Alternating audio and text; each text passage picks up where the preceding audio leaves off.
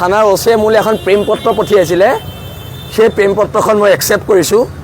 আৰু তেওঁ প্ৰেম পত্ৰৰ উত্তৰ দিবলৈ মই এতিয়া দুলীয়াজান গৈ আছোঁ খুব সম্ভৱ মোক ৰাস্তাতে অসম আৰক্ষীয়ে গ্ৰেপ্তাৰ কৰি দিব গ্ৰেপ্তাৰ কৰাৰ পুৰা সম্ভাৱনা আছে মই জানোতো অসম আৰক্ষীৰ চৰিত্ৰ মই জানো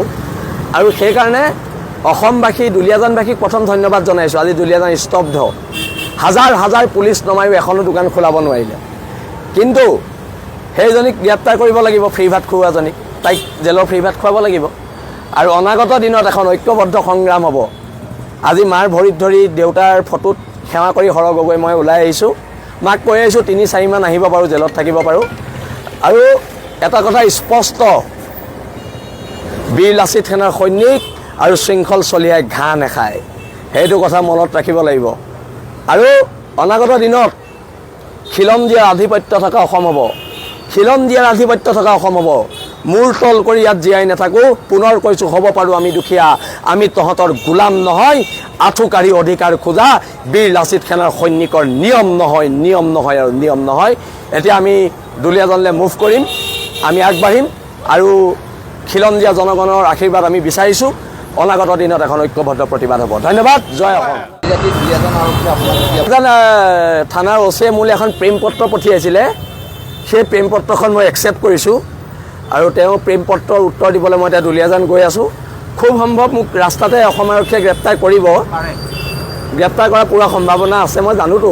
অসম আৰক্ষীৰ চৰিত্ৰ মই জানো আৰু সেইকাৰণে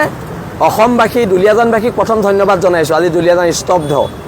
হাজাৰ হাজাৰ পুলিচ নমায়ো এখনো দোকান খোলাব নোৱাৰিলে কিন্তু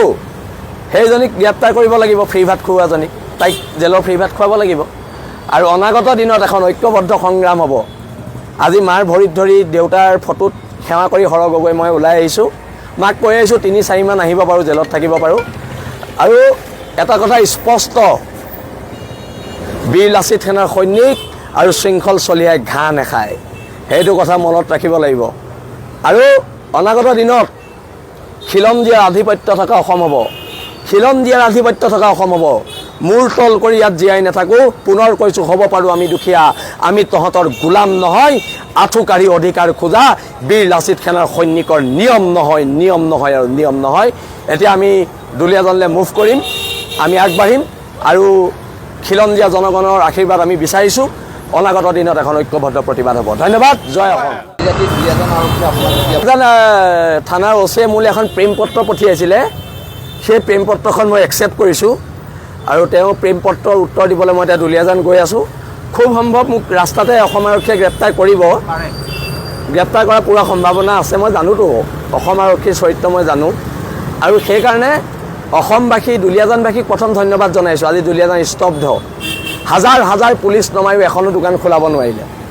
কিন্তু সেইজনীক গ্ৰেপ্তাৰ কৰিব লাগিব ফ্ৰী ভাত খুওৱাজনীক তাইক জেলৰ ফ্ৰী ভাত খুৱাব লাগিব